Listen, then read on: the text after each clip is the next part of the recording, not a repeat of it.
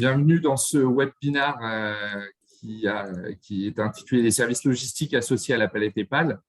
L'idée de ce webinaire est née avec l'équipe d'EPAL pour essayer de vous apporter un éclairage sur les solutions qui s'offrent aujourd'hui pour simplifier la vie des utilisateurs de palette EPAL. La palette EPAL, vous la connaissez bien. Vous savez que c'est le support de manutention le plus utilisé au monde, avec plus de 600 millions de palettes qui sont en circulation au moment où on est en train de se parler. Et c'est théoriquement un des concepts les plus simples et le plus économique, avec le système d'échange 1 pour 1. Alors clairement, à travers nos pérégrinations depuis plusieurs années avec Léa et Joël sur le terrain, les salons, les interventions qu'on fait dans les différentes fédérations, les questionnements qu'on reçoit des uns et des autres, on se rend compte que les remontées terrain sont bien souvent différentes et on a des transporteurs aujourd'hui qui sont embêtés avec confrontés à un problème avec la palette EPAL, nous disant on a de moins en moins de coffres à palettes sur nos remorques, ça devient compliqué, on a des tournées qui sont optimisées aujourd'hui, on ne peut plus reprendre les palettes, ou alors on ne veut plus supporter la charge de la palette parce que ça nous coûte cher en fin d'année, et puis nous sommes transporteurs, chacun son métier. Bon, voilà, tout ça, c'est des sujets qui nous remontent, et en même temps, on a face à ça des chargeurs, des industriels qui nous disent nous, on met des palettes sur le marché, mais on ne les revoit pas, ou alors on ne sait plus où elles sont, on ne sait plus tracer les flux. C'est une gestion de parc, et aujourd'hui, nos acheteurs ne sont pas là pour faire de la gestion de parc. Alors, comment faire? Ça devient avec qui peut-on voir ces sujets-là, etc., etc. Donc, tout ça faisant, ça nous a fait réfléchir avec l'équipe EPAL à se dire aujourd'hui, nous savons qu'il y a des solutions qui existent, il y a des systèmes qui sont arrivés sur le marché, il y a de nombreuses solutions, elles sont adaptées, elles sont différentes les unes des autres, et elles sont adaptées aux besoins et elles sont ajustables aussi au cas par cas, selon vos besoins, selon les tailles, selon les flux, etc.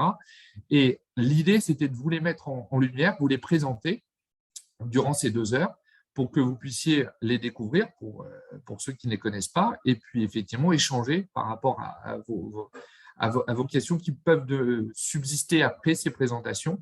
L'idée, c'est qu'on puisse se quitter avec des contacts, que vous puissiez prendre des contacts pour vos entreprises et affiner par rapport à vos propres besoins, mais surtout, l'objectif est de repartir en étant convaincu que la palette EPAL, c'est le système le plus économique et le plus simple au monde dans la gestion de palettes et dans le support de manutention et d'usage. Voilà.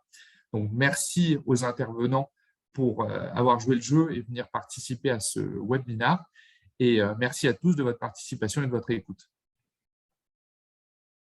Merci beaucoup, Jean-Philippe. Rapidement, une présentation du programme pour ces 2 heures à venir. Donc, on a déjà commencé la première partie et on vous fera une petite présentation dans les slides qui viennent des chiffres d'EPAL. On rappellera quelques principes de fonctionnement du système EPAL. Et ensuite, on enchaînera avec les présentations des différents services logistiques associés à la palette EPAL, donc en commençant par Opaline avec l'intervention de Thierry Sustar, par Paki ensuite avec l'intervention de Fabrice Chenu, la solution PGS RLS qui sera présentée par Éric Demey, la solution Magic Palette qui sera présentée par Gaël Oisel, et la solution PFM Palbank qui sera présentée par Jean-Claude Plat, et également par Frédéric Guérin, qui n'est pas présent aujourd'hui, mais qui a enregistré une petite vidéo. Voilà. Et puis, on aura un temps de questions-réponses à la fin, et on prévoit de conclure vers 11h45, midi maximum, et je ferai en sorte qu'on tienne le timing. Juste pour commencer, quelques rappels sur le système EPAL. Donc, Jean-Philippe a déjà un peu abordé le sujet. Donc, le système EPAL, c'est le plus grand pool de palettes ouvert au monde. Donc, on estime qu'il y a aujourd'hui plus de 600 millions de palettes en circulation dans le monde entier. Alors, juste un petit rappel, parce que nous, on parle de système EPAL. Donc, c'est bien la même chose que la palette Europe ou la palette échange. C'est différentes appellations qu'on peut trouver sur le terrain. Donc, Jean-Philippe l'a dit, c'est un système qui est basé sur le principe de l'échangeabilité en 1 contre 1. C'est vraiment ce qui définit le système EPAL. Et on voulait aussi profiter de ce webinaire pour faire juste un petit rappel. Donc, EPAL, c'est une marque qui est déposée et qui est protégée, hein, qui est propriété en fait de l'European Palette Association. Et donc, en fait, c'est un système qui est soumis à l'obtention d'un agrément. Donc, c'est-à-dire que pour fabriquer et pour réparer les palettes, vous êtes obligé d'avoir un agrément. Et cet agrément permet d'assurer la qualité des palettes avec des contrôles réguliers d'un organisme de contrôle indépendant, en l'occurrence Bureau Veritas pour la France. Et Bureau Veritas s'assure que effectivement ces licenciés respectent la réglementation technique, hein, qui est le cahier des charges en fait de fabrication et de réparation de la palette EPAL. Voilà. Quelques chiffres aussi, hein, un peu en guise de contexte en introduction. Donc, le nombre de licenciés EPAL dans le monde. Donc, aujourd'hui, il y a 1600, un peu plus de 1600 adhérents dans le monde entier, donc dans 31 pays.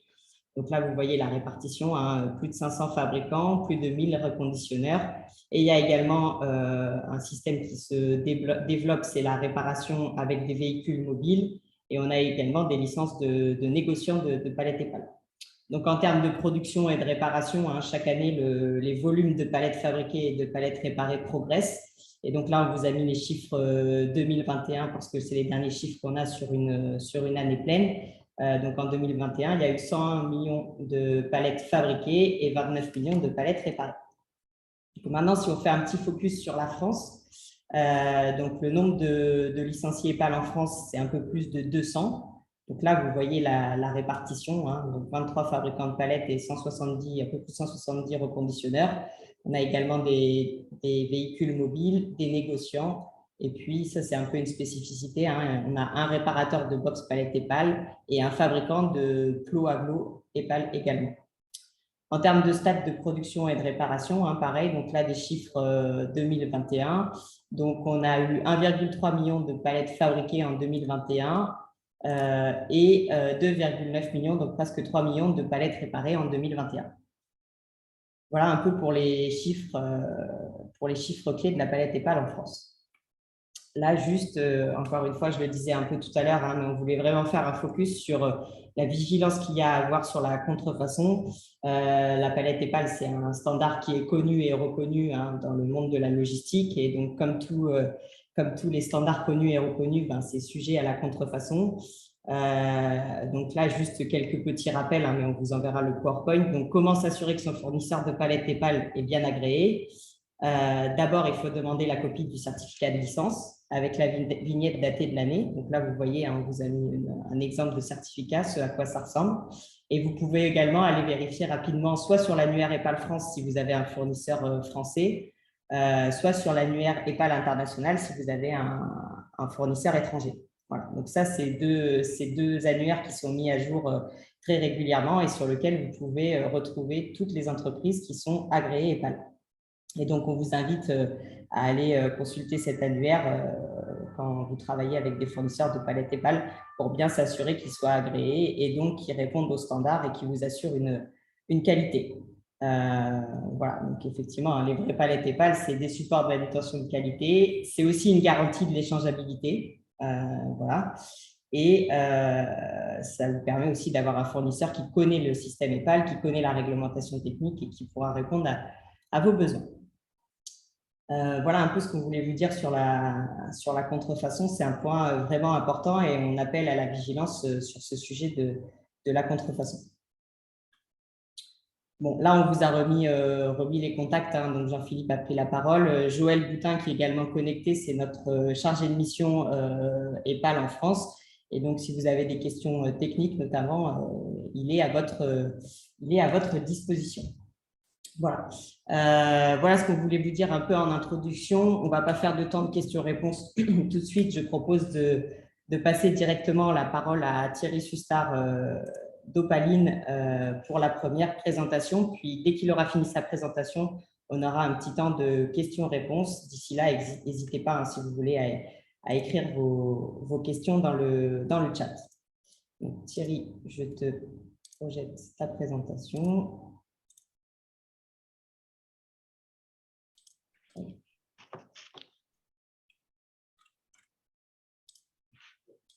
Et voilà, normalement, Tout le monde devrait la voir. Et je te laisse la parole, Thierry. C'est parfait.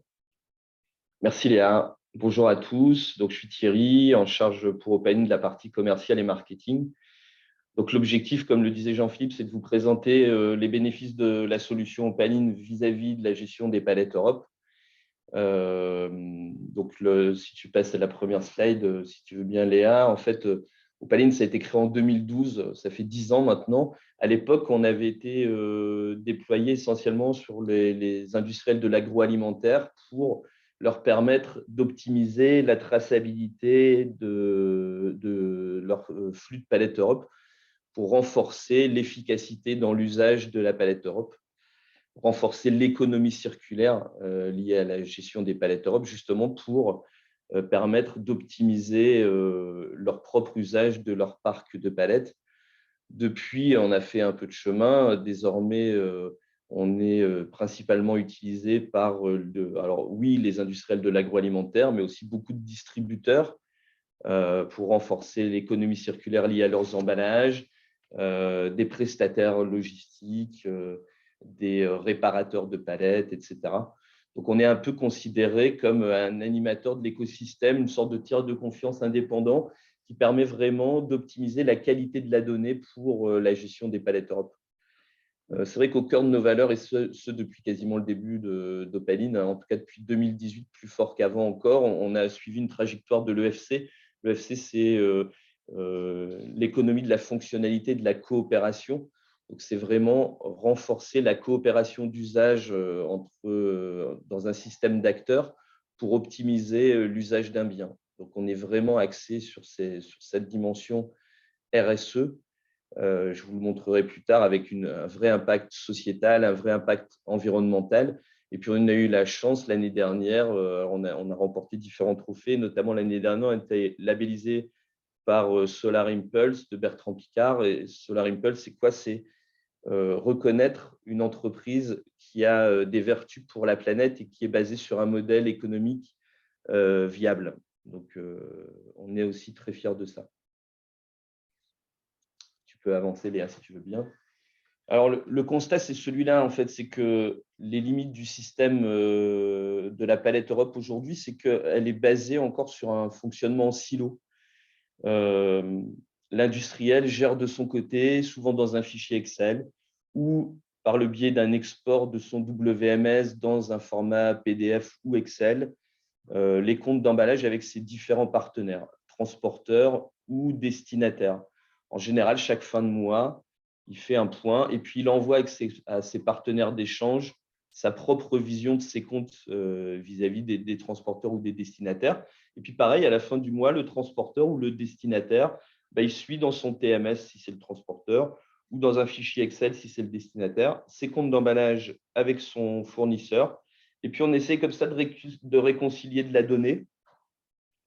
Un industriel, comme ceux qu'on adresse, c'est à peu près 1 million de palettes par an avec une cinquantaine de transporteurs pour distribuer 2000 plateformes de distributeurs. Donc, autant dire que ça peut représenter des centaines de fichiers Excel qui sont partagés à la fin du mois. Donc, on comprend vite que ce mode de fonctionnement en silo, il ne permet pas d'être très efficient dans cette économie circulaire qui est le cœur de l'usage de la palette Europe. Et du coup, ces modes de gestion, chaque fin de mois, chacun confronte sa vision, ça engendre une perte de l'ordre de 10 à 15% des emballages expédiés.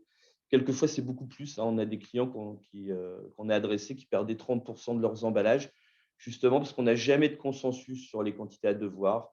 On n'a jamais une vision en commun des dettes chez les destinataires ou de la non-restitution des destinataires.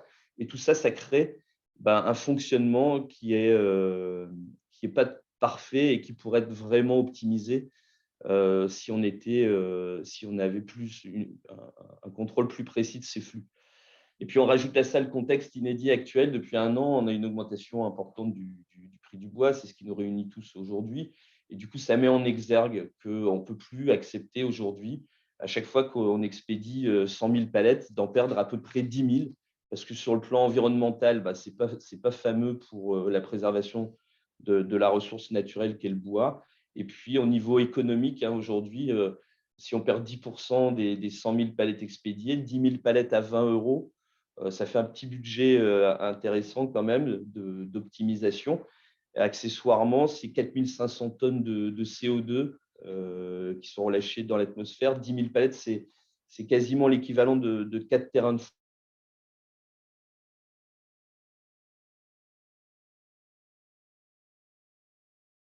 qu'il faut rompre avec cet usage traditionnel en silo. Tu peux y aller, Léa.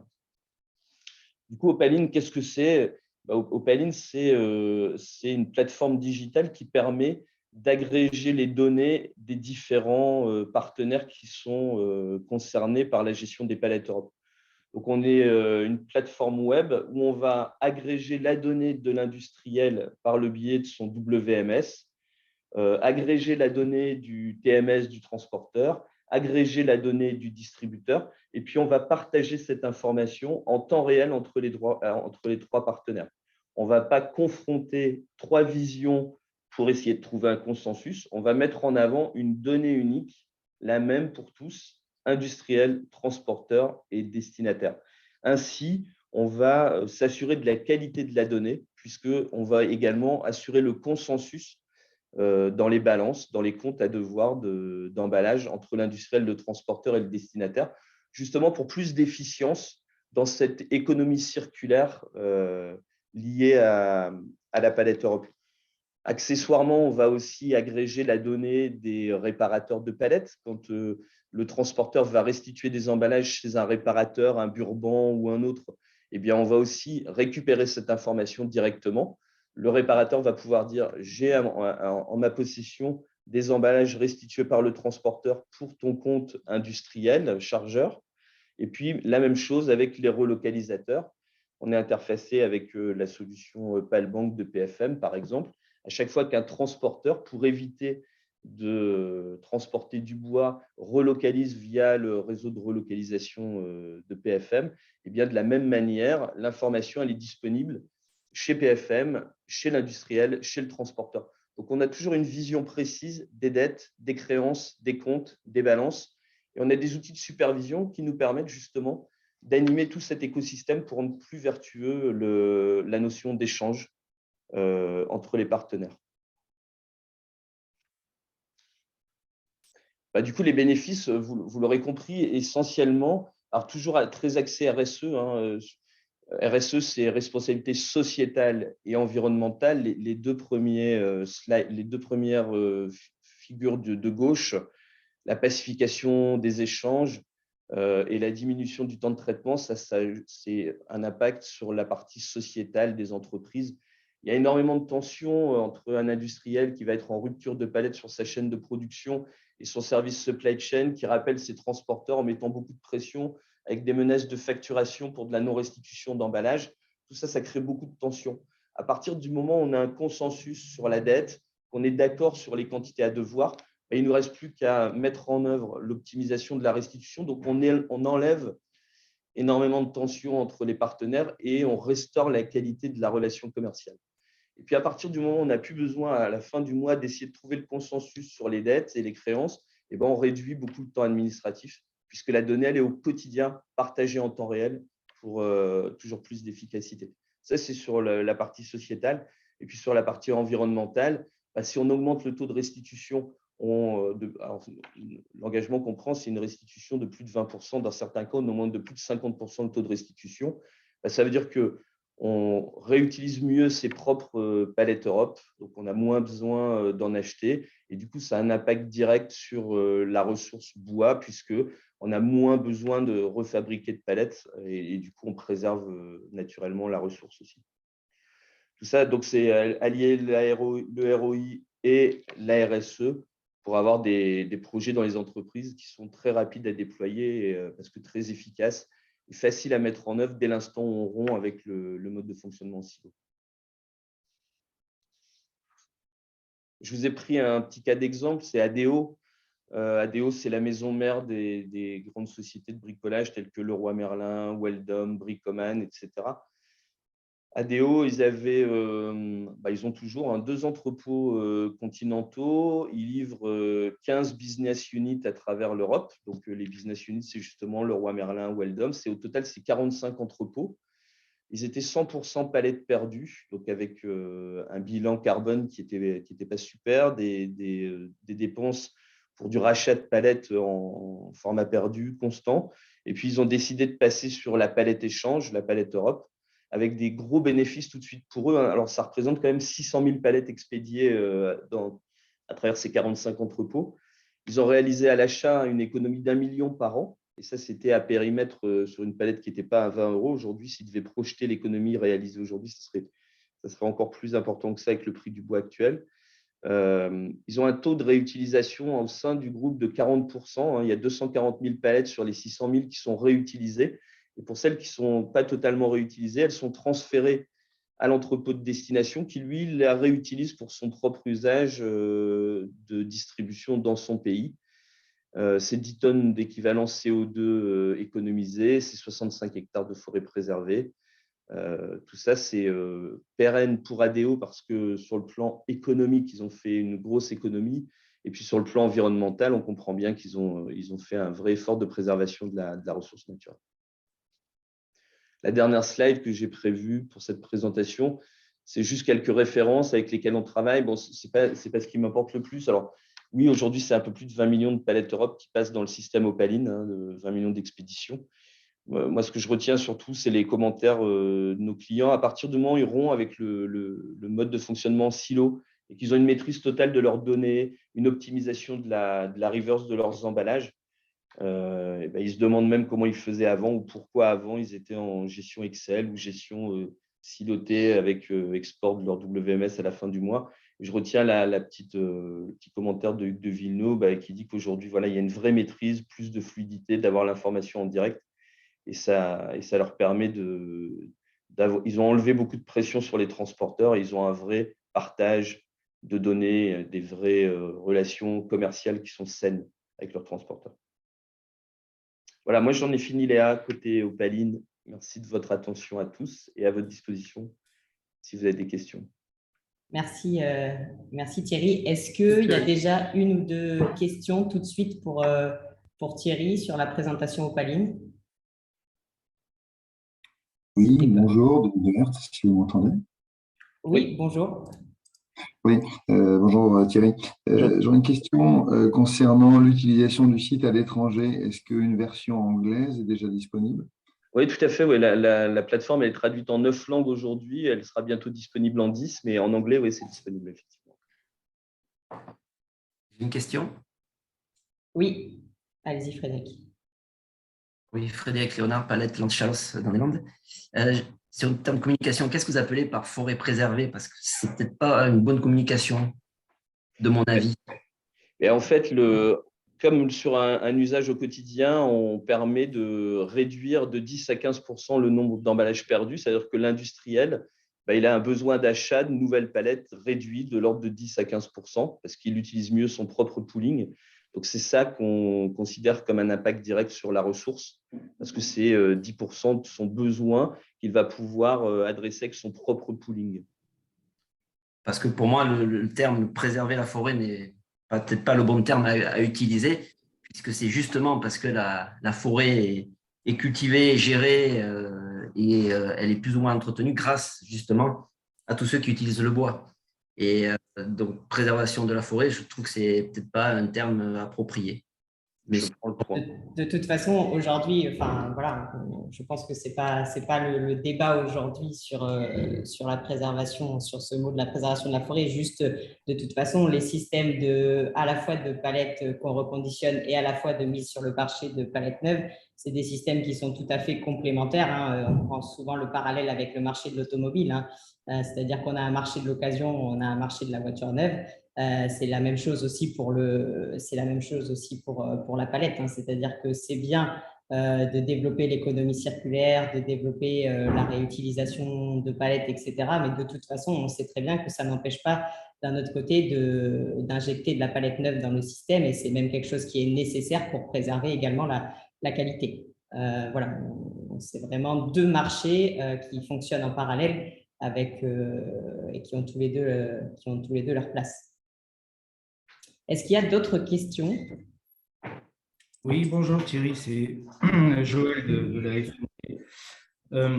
Vous dites qu'il y a 20 millions de palettes qui passent par le système, par votre système Opaline. Est-ce qu'aujourd'hui, vous avez une visibilité en pourcentage de ces 20 millions du nombre de palettes qui doivent être reconditionnées? Alors, on pourrait l'avoir, Joël, bonjour. On ne fait pas cette projection, mais on pourrait l'avoir. C'est vrai que dans la grande partie des flux qu'on adresse, on a cette visibilité du pourcentage de palettes qui passent chez des reconditionneurs. Donc, on pourrait avoir cette stat sur la totalité des flux qui passent dans nos systèmes. On n'a jamais regardé, mais on pourrait l'avoir. OK, merci. OK. Écoutez, je ne sais pas s'il reste une dernière question. Sinon, je vous propose qu'on aura encore le temps, hein, si certains ont des questions qui arrivent au fur et à mesure, on aura encore le temps d'échanger à la fin des différentes présentations. Je vous propose maintenant de donner la parole à Fabrice Chenu pour la solution Paki. Hop. Fabrice, si tu veux, je te laisse te présenter le temps que je partage la présentation. Merci Léa, bonjour à tous, j'espère que mon micro fonctionne bien. C'est parfait. Bon, d'accord. Donc Fabrice Chenu, je suis donc en charge de la partie commerciale chez Paki, principalement sur la partie France, Iberia et puis développement sur le Maroc. Pour ce qui est de Paki, nous sommes donc membres du groupe Faber Group, qui est composé de 5 entités, principalement orientées sur la gestion des emballages, retournables, réutilisables, comme IPP en boucle, en poule, on va dire, fermée, donc des poules de propriété, ou encore PRS, et puis Vipool, qui est plus orienté sur le marché de la viande. Satim est plus orienté sur l'activité approvisionnement bois au travers de la planète. Tu peux passer la deuxième slide, s'il te plaît. Merci. Donc, nous Paki, une présentation rapide. Nous sommes un groupe allemand depuis bientôt 50 ans, né en Allemagne et principalement, et ne faisant qu'une seule chose, gérer en open pool, grâce à la norme EPAL et aux emballages que l'on va voir, mais qu'on connaît tous, comme la palette Europe ou le Gitterbox. Et nous faisons ça donc avec 230 personnes qui ne sont dédiées qu'à ça, donc mutualiser, optimiser, piloter les flux. 13 langues sont disponibles au quotidien pour être au plus proche, de façon à discuter, échanger au quotidien avec tous les niveaux d'une entreprise. Donc, une compréhension maximale et des documents traduits dans ces langues. Et enfin, nous sommes présents et nous développons notre activité sur 32 pays, avec le dernier qui est en arrivée depuis 2 ans, un petit peu plus compliqué, mais le Maroc qui vient de se greffer à notre schéma. La suivante, s'il te plaît. Donc, le business model s'appuie, donc, comme je l'ai souligné, sur la norme et les éléments, les emballages standardisés, échangeables, que représente EPAL. Nous travaillons sur 3 axes pour être en mesure de faire un pool ouvert complet avec un full service. Donc, le pooling, nous mutualisons, nous faisons en sorte de pouvoir organiser les collectes et les ramasseurs dans les meilleures conditions. Nous avons une gestion des comptables des comptes palettes, ce qui nous permet d'avoir une lecture le plus souple possible par rapport aux chargeurs, aux utilisateurs. Et donc, on désynchronise les flux. On verra un petit peu plus loin ce que ça signifie. La logistique, deuxième pilier, deuxième axe important, puisque nous affrétons au quotidien des transports, des camions, pour livrer les sites industriels et autres, mais aussi pour organiser les collectes dans la grande distribution, dans les plateformes logistiques ou encore chez les transporteurs. Donc là, nous avons une organisation d'affrètement pour approvisionner et collecter.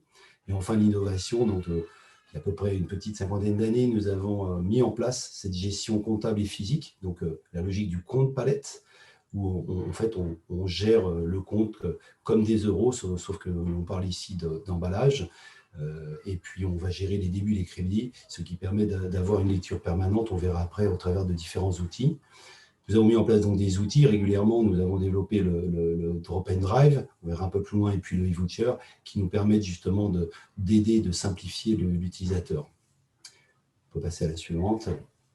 Donc, quelques éléments que tout le monde connaît, mais pour rappeler, donc nous proposons les 5 niveaux de qualité qui sont bien décrits et suivis par EPAL. donc de la palette échangeable transporteur, donc dite non triée, jusqu'à la palette neuve. Donc les 4 niveaux de qualité qui se trouvent sur la gauche sont les niveaux de qualité qui sortent de fabricants de palettes pour ce qui est de la neuve, et puis de reconditionneurs pour ce qui est de la palette blanche, la palette mécanisable ou encore la palette triée. Ce qui est important, c'est qu'on s'appuie réellement sur tout le réseau de reconditionneurs EPAL pour être en mesure d'approvisionner, de faire réparer et donc de livrer des palettes de qualité. On peut passer à la suivante. Schématiquement, pour vous donner une petite lecture de comment ça fonctionne, donc je vois qu'il faut peut-être appuyer sur plusieurs... voilà, tu peux appuyer, voilà, merci. Donc, il faut imaginer ce schéma comme un compte entier comptable, avec à gauche le débit, à droite le crédit.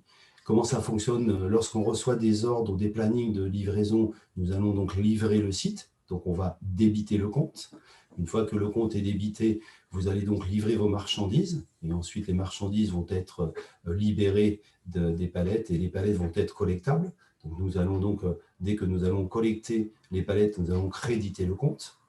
Et donc une fois que tout ça c'est fait, ça nous permet, on peut passer aux différents clics suivants. Voilà, merci. Ça nous permet d'éviter, et c'est le gros atout, je dirais, de la prestation, d'éviter les retours à vide. C'est-à-dire que on est bien dans une logique de relocalisation et de réutilisation des emballages au plus proche des points de livraison.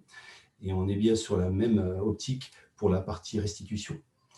Donc là, pour livrer, on va livrer donc, ou mettre à disposition des palettes selon les sites et les ordres qui sont passés. On va pouvoir le cliquer, s'il te plaît. Donc, bien sûr, lorsque vous le souhaitez, c'est ce que je voulais dire par désynchroniser les flux. C'est-à-dire qu'il n'est pas utile d'attendre que les palettes soient libérées pour livrer le site qui aurait besoin de palettes. Nous allons désynchroniser, c'est-à-dire que nous allons livrer lorsqu'il y a une commande et récupérer lorsque les palettes sont disponibles. Donc ça, c'est le sens de la désynchronisation. Ensuite, on va livrer l'endroit qui va être spécifié. Donc, ça peut être en France, ça peut être à Lille, à Marseille, à Turin, à Milan. Ça peut être au Maroc maintenant, puisqu'on est de plus en plus sur Agadir. Et puis, on est en norme totale qu'impose bien sûr EPAL et le pays. Puisqu'il y a une petite spécificité, si on en parle du Maroc, où là, ils grattent les plots et ils vont imposer leur référence comme il se doit pour, une fois traiter les palettes, puissent être expédiées et traverser les frontières. Si on continue de cliquer, merci Léa, nous allons avoir donc pour la partie restitution groupée ou restitution en camion complet, donc via la grande distribution sur des bons palettes. Donc nous gérons tous les bons palettes de la grande distribution. Nous avons aussi possibilité, si nécessaire, de faire des collectes en petite quantité. Donc là, c'est une question de logistique. Est-ce que c'est intéressant d'affréter quelques mètres de plancher? Donc là, on peut voir le sujet. On peut continuer à cliquer, Léa, s'il te plaît. Voilà, on peut aussi avoir tout un réseau de déposes en petite quantité sur ce que l'on appelle le Packy Spot, c'est-à-dire des points de dépose partenaires chez lesquels le transporteur peut venir déposer sur son trajet lorsqu'il a fait son échange 1 pour 1. Il peut venir déposer les palettes au plus proche de son trajet retour. Et enfin, un petit atout que nous proposons de par la mutualisation et le pool important que l'on propose, des transferts, des triangulaires, que tout à chacun connaît, notamment les transporteurs, lorsqu'il y a un client qui a besoin de livrer sur un site et un autre client qui a besoin de restituer, nous mettons en relation ces deux clients pour voir s'ils peuvent simplement faire des mouvements de compte entre eux et simplifier donc les mouvements et ne plus avoir à bouger les palettes du tout. Donc, on évite les retours à vide. On est labellisé Solar Impulse depuis 1 an et demi. On est depuis 2 ans Platinum chez Ecovadis. On travaille avec Lean & Green. On a des actions Blue Angel avec l'Allemagne. Et puis, on est en GS1 pour être en capacité de toujours veiller à la bonne utilisation et aux améliorations que l'on peut apporter. On va pouvoir passer à la suivante, merci. Les différents outils que l'on met en place pour simplifier et n'avoir qu'un seul outil. Donc on a mis en place un portail Packy qui n'est qu'une connexion web sécurisée, puisqu'on utilise un système Microsoft Navision, un ERP très puissant qui nous permet d'historiser, de stocker toutes les données ainsi que les différents supports, même au niveau des bons palettes ou des CMR, elles sont scannées, archivées. Et donc, ça permet d'avoir, avec un seul accès, la possibilité de déposer des plannings pour les commandes, passer des commandes spécifiques ou encore annoncer des restitutions, scanner des bons palettes avec une simple douchette pour relire le code à barre, et tout ça sur un outil très simple avec quelques icônes. Ça donne une disponibilité permanente. Ça vous permet aussi d'avoir une lecture directe des débits, des crédits et puis du solde du compte pour à tout moment pouvoir réagir et réajuster en fait les besoins, soit en commande, soit en restitution. Merci Léa. Donc voilà, c'était une petite synthèse des solutions numériques que l'on propose, vraiment pour encore une fois qu'elles soient totalement disponibles, orientées utilisateur et simples d'utilisation. Pas besoin de télécharger d'applications, pas besoin d'avoir ce qu'on appelle les soft ou des hard sur le système. Elles sont directement en ligne et sécurisées par nos services informatiques. Suivant, s'il te plaît. Merci. Donc, le second document, outil que l'on a mis en place, c'est le Paki eVoucher. Donc, c'est un bon palette numérisé, c'est-à-dire que plutôt que d'avoir des papiers qui circulent en permanence, le site utilisateur, notamment la grande distribution, peut émettre ses bons au travers de l'outil web, de la même façon que l'on a vu tout à l'heure via le portail. Et puis, une fois qu'il est édité, pour ce qui est de l'utilisateur, il peut le transférer, il peut le remettre sur son compte immédiatement. Donc, il devient totalement utilisable dès lors qu'il a été émis, et il n'est utilisable qu'une seule fois puisque le code à barre est sécurisé également avec un code unique à la fois en émission et en restitution. On verra un tout petit peu plus loin le eVoucher et d'autres atouts qu'il apporte. Merci, on peut continuer. Le troisième outil que l'on a mis en place, c'est ce que l'on appelle le Drop-iDrive. Donc, il est disponible sur smartphone, il est disponible sur informatique de tout genre, tout support. Le but, c'est lorsqu'on est à un endroit donné, on consulte où sont les 3 points les plus proches. Donc, c'est en dynamique, c'est immédiat, et ça permet de se router ou d'aller déposer au plus proche de l'un de ces 3 points. On annonce simplement sa venue avec 2 ou 3 clics. Ça peut être fait au bureau, ça peut être fait via le chauffeur directement avec une appli smartphone. Ça dématérialise complètement l'ordre où l'instruction a passé, le coup de téléphone a passé. Ça dit simplement « j'arrive avec 33 palettes, 20 palettes, 10 palettes pour les déposer sur le compte ». Lorsque ça arrive sur le site physiquement, c'est crédité. Après contrôle des palettes bien entendu, et une fois que c'est crédité, ça veut dire que le compte est mis à jour et sa balance est immédiatement visible via le portail. Donc je reviens sur le bon palette qui est un élément toujours existant, majeur que la grande distribution a mis en place, le bon palette original. Chacune des grandes distributions émet un bon palette lorsqu'elle n'a pas la possibilité de restituer, de faire le 1 pour 1. Ou tout simplement pour optimiser aussi son quai. Donc, ça veut dire que ces bons palettes, ils ont une certaine validité et nous les gérons intégralement. C'est-à-dire qu'il nous suffit de recevoir ces bons palettes de tout client. On a principalement 50% de nos clients qui sont des transporteurs, puisqu'ils sont entre eux, je dirais, le chargeur et la grande distribution. Et donc, ce bon palette, parfois, n'est pas très intéressant à gérer, on va dire, par l'entité elle-même, il est plus intéressant de le confier et nous allons prendre en charge sa gestion. L'avantage de ce bon palette, lorsqu'il arrive chez nous, c'est qu'on va ce qu'on appelle le créditer a priori. C'est-à-dire on va contrôler sa véracité, son intégrité. Une fois qu'il est clairement identifiable et donc collectable, nous allons créditer immédiatement le compte. Ça signifie qu'on reçoit le bon une semaine après son émission et donc le compte palette est crédité. Ça veut dire que la palette n'a pas encore bougé. Nous allons nous charger d'organiser les plannings de collecte, affréter les transports et ensuite récupérer ces palettes dans la plateforme de la logistique en question. Et puis, le client, lui, a déjà crédité son compte. Et bien sûr, on va réutiliser ces palettes pour un autre client au plus proche ou les passer par un reconditionnaire pour les mettre en situation d'être ce qu'on appelle en transfert de qualité. On a donc mis en place le bon électronique eVoucher, donc il a 2 niveaux. Il a le premier niveau lorsqu'il est choisi, donc aujourd'hui il est déployé sur tous les Lidl en Europe, sur quelques plateformes Auchan, sur l'ensemble des matchs.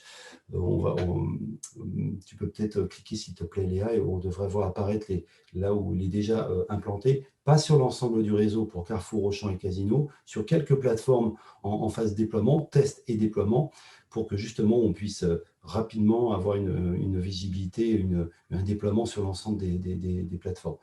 J'étais en train de préciser, le mot palette a deux niveaux. Lorsqu'il est utilisé, il peut être édité à la demande du chauffeur. Il peut être édité et le chauffeur ensuite peut le créditer ou le transmettre à son bureau ou directement à Paki via le portail ou physiquement. Donc l'intérêt, c'est plutôt de le passer via le portail et de ne plus avoir de mouvement de documents. Et le deuxième niveau, que l'on appelle le compte à compte, lorsque l'industriel fonctionne comme ça avec Decathlon, avec Leroy Merlin, avec Casino, pas Casino, pardon, ça c'est la partie grande distribution, mais encore Cristalline.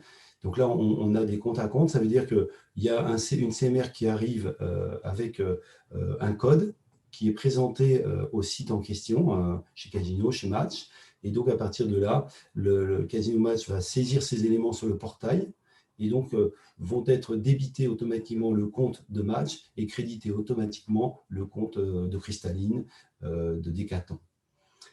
Donc ce document est toujours transférable lorsqu'il n'est pas en compte à compte et il est géré via le portail pour scanner ou tout simplement transmettre les informations. Merci, vous pouvez passer à la suivante. Donc on est sur un cercle vertueux puisqu'on limite les retours à vide, on préserve les ressources naturelles, c'est un peu comme souligné Opaline, avec tout simplement la réutilisation des emballages, la réduction des pertes par la réutilisation permanente des emballages et un suivi de compte palette efficient. Et donc, en fait, on s'appuie complètement. Donc, nous sous-traitons l'intégralité du transport, l'intégralité de la norme EPAL au travers des reconditionnels qui sont, eux, agréés et licenciés, et ce qui permet de réduire du transport, de réutiliser les emballages, de les réparer, recycler. Et donc, on est donc participant de différentes actions pour que les palettes soient au mieux utilisées. Merci. Donc, je ne vais pas développer, mais c'est exactement la même chose que nous faisons pour ce que l'on appelle le grillagé, la caisse palette grillagée EPAL.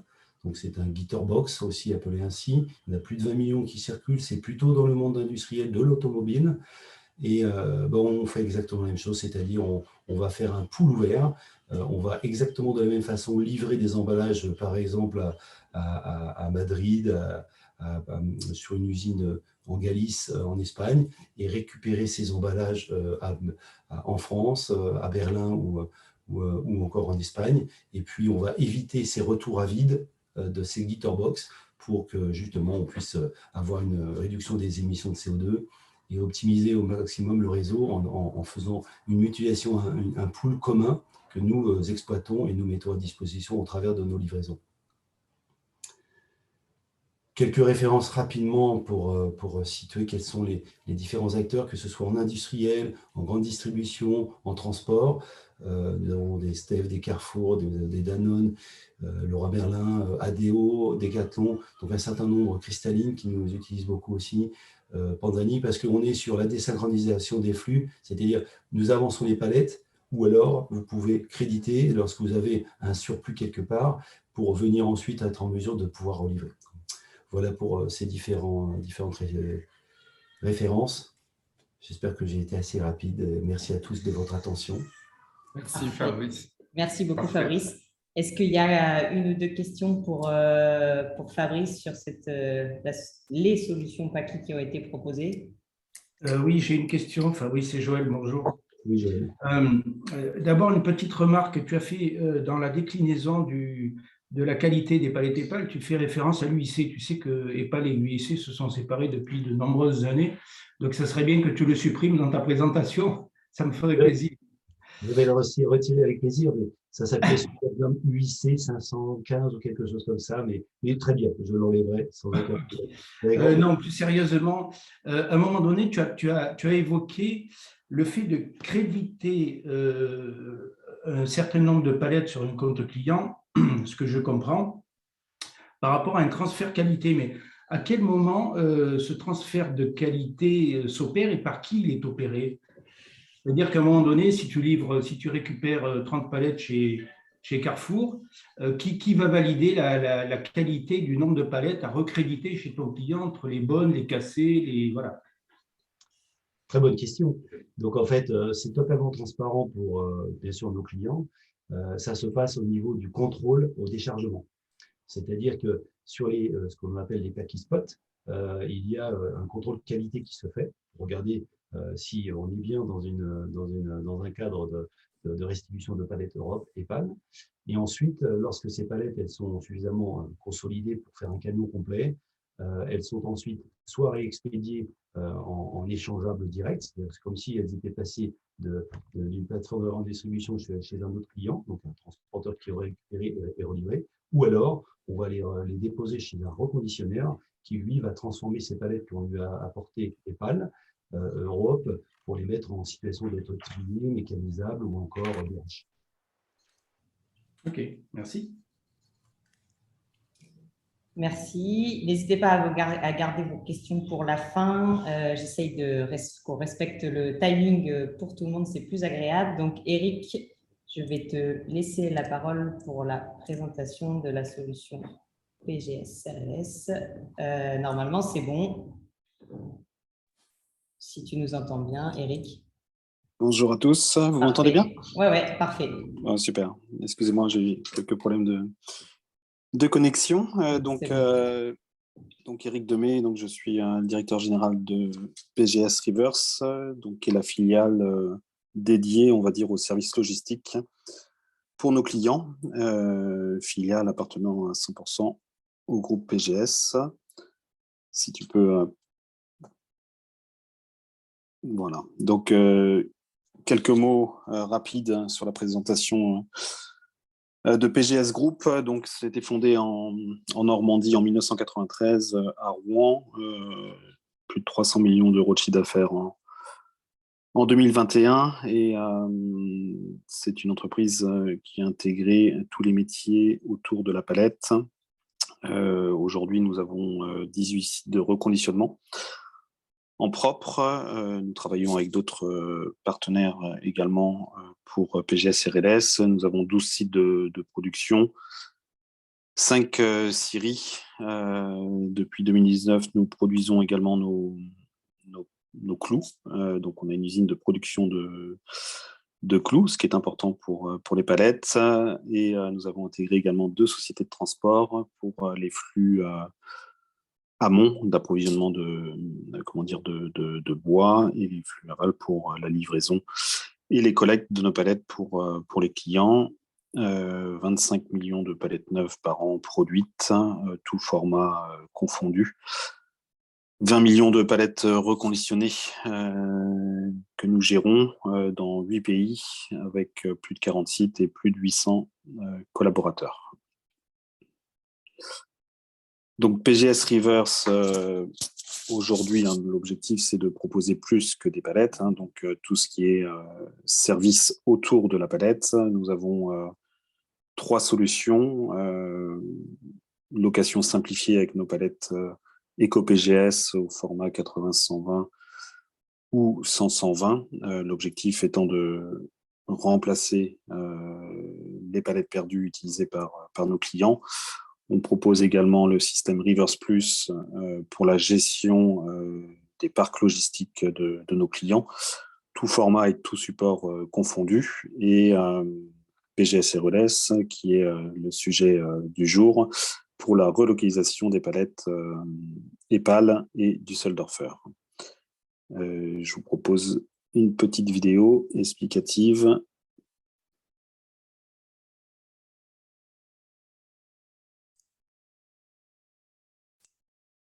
Vous avez le son ou pas? Non, vous n'avez pas le son. Ça n'a pas l'image non plus pour l'instant. Pour l'instant, oui. Récupérer les palettes et les industriels ont des outils de plus en plus exigeants en termes de qualité. Et si la solution PGS RLS leur facilitait la vie grâce à son système de crédit débit avec transfert de qualité? Imaginons, un client achète 500 palettes EPAL pour livrer sa marchandise, puis signale la présence de ces 500 palettes sur les points d'arrivée. PGS Reverse les collecte, les trie et les répare, et crédite aussitôt le compte du client de 500 palettes. Pour 500 palettes collectées, le client dispose de 500 palettes quand il veut, où il veut, avec la qualité désirée. PGS RLS est donc un système de crédit débit de palettes valable dans toute l'Europe. Le client peut gérer son compte en ligne 24 heures sur 24 et il est mis à jour en temps réel. Le client n'a qu'un seul et unique interlocuteur pour suivre son dossier au niveau national et international.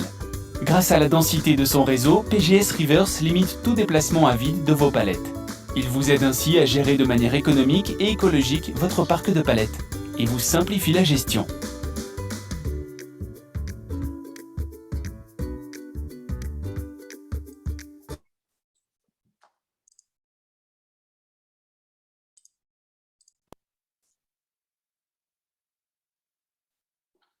Eric? Donc voilà, une petite vidéo rapide et explicative. Donc l'objectif de PGS RLS, c'est de donner accès en effet à notre réseau et à notre parc de palettes EPAL. On s'occupe bien entendu du tri, de la réparation des palettes et du transfert de qualité, mais l'objectif premier, c'est de dédouaner, on va dire, le transporteur, principalement pour la collecte des palettes, en lui offrant la possibilité, en effet, de les déposer sur les sites de notre réseau, ou alors de nous confier la gestion des chèques palettes de la grande distribution, pour lui éviter, en effet, le transport de palettes vides et de raccourcir, bien entendu, les distances en mutualisant le parc de tous nos clients. Le deuxième objectif, c'est de relivrer des palettes de qualité, avec la qualité souhaitée chez les industriels utilisateurs, pour que le conditionnement de leurs marchandises se fasse dans les meilleures conditions.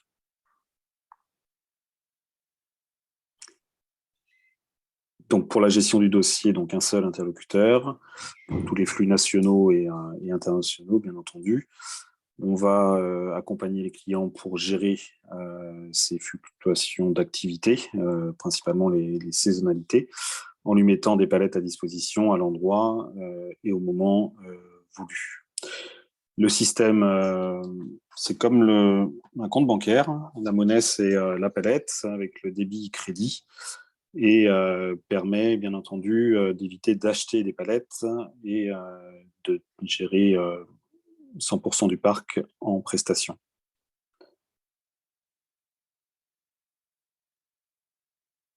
Donc le système débit-crédit est très simple, donc on va créditer le compte avec les palettes qui sont retournées dans notre réseau directement par les transporteurs ou par nos soins, avec l'organisation des collectes avec nos sociétés de transport et la gestion des bons palettes. Et nous allons livrer, encore une fois, avec la qualité souhaitée par l'industriel utilisateur.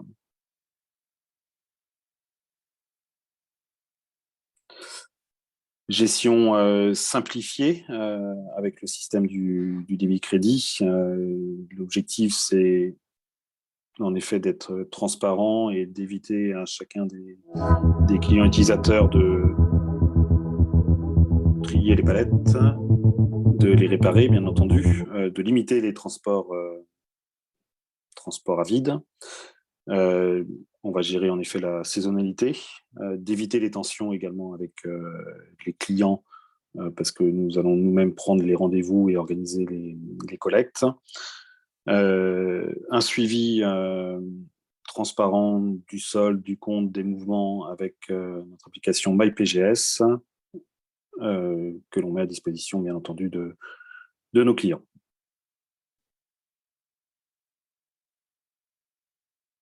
Donc, quelques mots sur PGS Reverse. L'objectif, quand nous l'avons créé il y a 13 ans, a été d'accompagner nos clients dans leur gestion de parc palette et de donner un futur, quelle que soit la palette. On souhaite donner un futur à chaque palette utilisée par notre client. Tout cela, bien entendu, dans la logique de l'économie circulaire et avec tous les métiers intégrés du groupe PGS. Un point qui est important, l'objectif de la réutilisation, de la relocalisation des palettes a pour but en effet de réduire les émissions de CO2. Il y a 6 ans, nous avons souhaité aussi aller plus loin par rapport à ça et de compenser toutes les émissions directes du groupe, de PGS Reverse, pardon, Donc aujourd'hui, on compense toutes nos émissions directes et on abonde avec des plantations d'arbres en France, ce qui nous permet en effet d'avoir un impact positif sur le climat grâce à cette compensation et cette plantation supplémentaire d'arbres en France. Donc aujourd'hui, chaque client, en effet, utilisateur de PGS Reverse lui permet de travailler avec une entreprise qui a un impact positif, en effet, sur le climat. Merci, Eric. Je vous remercie. Merci, Eric. Alors, il y a déjà 2 questions, Eric, pour toi dans le chat. C'est la première question qui a été un peu la même que pour Opaline. Est-ce que vous pouvez restituer des palettes sur les sites étrangers en Europe? Oui, bien sûr, oui. On a une gestion européenne des comptes palettes, donc il y a possibilité en effet de restituer des palettes et de fournir des palettes dans tous les pays européens. Et il y a une deuxième question. Pouvez-vous fournir des palettes sur site, quelle que soit notre localisation, donc la localisation de la personne qui pose la question en France? Oui, on peut comment dire, fournir des palettes au niveau européen et national. Donc en France, on peut fournir en effet des palettes et on va systématiquement étudier les flux et les optimiser au mieux en fonction du parc global de palettes et pales qui existe aujourd'hui. Petite précision, Eric, qui est demandée par Magali Richard dans le chat. Est-ce que la restitution, elle se fait, parce qu'on a dit en Europe, mais est-ce que c'est y compris l'Angleterre? Oui, aujourd'hui, on récupère des palettes et pales en Angleterre, oui, tout à fait. Là, c'était sur la restitution, j'imagine que oui. Donc, il y a possibilité de restituer des palettes, en effet, en Angleterre, ce qui est le cas aujourd'hui, tout à fait. Okay. Est-ce que sur la solution PGS RLS, est-ce qu'il y a d'autres questions? Non, pas pour l'instant. Et dans ces cas-là, merci Eric. Je vous remercie. Je vous propose qu'on passe à la présentation de la solution Magic Palette. Gaël, je vous laisse la parole. Je vous laisse juste vous présenter le temps que je partage le petit PowerPoint. Allez-y. Bonjour à tous, est-ce que vous m'entendez? Oui, c'est bon. Allô, super, très bien. La solution Magic Palette, avant de commencer, je vais vous raconter plutôt, je vais commencer par la petite histoire du fondateur Pierre-Édouard. Tout simplement, Pierre-Édouard donc, a une première vie en tant qu'ingénieur et est ensuite devenu adjoint du patron d'une boîte de transport, la boîte de son beau-père. Et c'est à cette occasion qu'il s'est aperçu de la difficulté de la restitution des palettes, même des palettes Europe, et surtout de ce qu'il a considéré être un non-sens économique, mais aussi écologique. C'est-à-dire de devoir remplir des camions de palettes vides et pouvoir jusqu'à 495 pour un complet, donc, et ensuite de les faire traverser la France ou leur faire en tout cas 400, 500, 600 kilomètres, tout ça pour restituer des palettes. Alors on est d'accord que la palette doit être une propriété, mais comme ce qui nous intéresse avant tout, nous tous ici présents dans l'écosystème de la supply chain, c'est l'usage. Je dirais qu'à qualité égale, une palette en vaut une autre. Et donc, l'échange un pour un prend tout son sens lorsqu'on est dans quelque chose de collaboratif. Et c'est ainsi qu'est né en fait Magic Palette. Magic Palette, l'idée c'était de permettre à tout le monde de pouvoir relocaliser ses palettes au plus proche.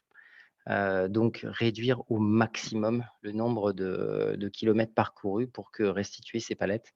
Et pour ça, le mieux et la solution la plus écologique, c'était de faire contribuer l'intégralité des membres des utilisateurs de Magic Palette, qui est une solution technique SaaS, hein, donc c'est-à-dire qui est née qui est Internet, une solution qui est sur Internet, c'est-à-dire que vous créez votre compte en 3 minutes. et l'implémentation de Magic Palette en fonction des équipes. Un Carrefour a pris 15 jours pour tout implémenter. D'autres, avec des processus plus longs, ont mis plutôt un mois. Mais dernièrement, on a des gens comme Charles et Alice qui ont tout mis en place en l'espace d'une semaine, 10 jours. Donc c'est très simple à utiliser. Je vais vous demander, Léa, de passer à la slide suivante. On s'est aperçu avec le temps que relocaliser des palettes, tout le monde en a envie, tout le monde en a besoin, surtout dans le contexte actuel, hein, où le carburant est d'autant plus cher. Donc, ça devient d'autant plus une réalité économique et un frein économique de devoir relocaliser ces palettes sur des centaines de kilomètres. Mais pour ça, il faut pouvoir anticiper, ce qui n'est pas le cas de tout le monde, de pouvoir anticiper. Comme l'a dit mon confrère d'Opaline, beaucoup de gens utilisent le fichier Excel ou utilisent pour certains soit un outil qui a été développé en interne mais qui a du mal à évoluer, soit qui utilisent une brique de leur WMS mais qui n'est pas totalement satisfaisante. Bref, on en est venu pour aider les gens à faire la relocalisation en temps et en heure et pas être pris au dépourvu et pas avoir une rupture de stock de palettes, à créer un outil de gestion, de palettes, où vous allez pouvoir voir vos comptes palettes, ouvrir une version collaborative si vous le souhaitez avec l'ensemble de vos partenaires sur la logistique amont et aval, afin que ce compte soit quelque part une vision partagée et pour, de la même manière qu'Opaline, limiter les litiges, voire se débarrasser des litiges puisque vous allez pouvoir, à chaque mouvement de palette, vous allez vous accorder sur est-ce que oui ou non ce mouvement de palette est bien, est bien valide? Est-ce que vous êtes d'accord sur la qualité des palettes qui ont été livrées, et cetera, et cetera. Donc on a développé cette brique gestion qui vous permet du coup, comme vous avez un compte palette qui est une visibilité, sur vos comptes palettes, vous êtes en capacité de savoir où sont vos dettes palettes, à qui vous devez des palettes de manière urgente pour pas dépasser un seuil, on va dire même, contractuel, hein, sur lequel vous vous êtes accordé entre partenaires. Voir aussi si votre taux de frein est en train de toucher sa limite, de voir aussi les ruptures de stock ou au contraire de voir que certains de vos entrepôts ou vos magasins, par exemple, débordent de palettes à certains endroits si vous êtes dans le retail et que vous avez une partie distribution. L'idée, c'est qu'on puisse s'adresser à tout le monde. L'idée, donc on peut s'adresser aussi bien à des Carrefour qu'à des PME du transport ou des PME, des producteurs dans l'agro, de moindre taille. Vous verrez sur la fin le modèle économique qui est totalement transparent.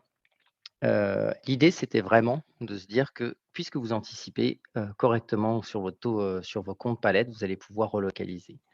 Je passe à la slide suivante, Léa. Merci beaucoup.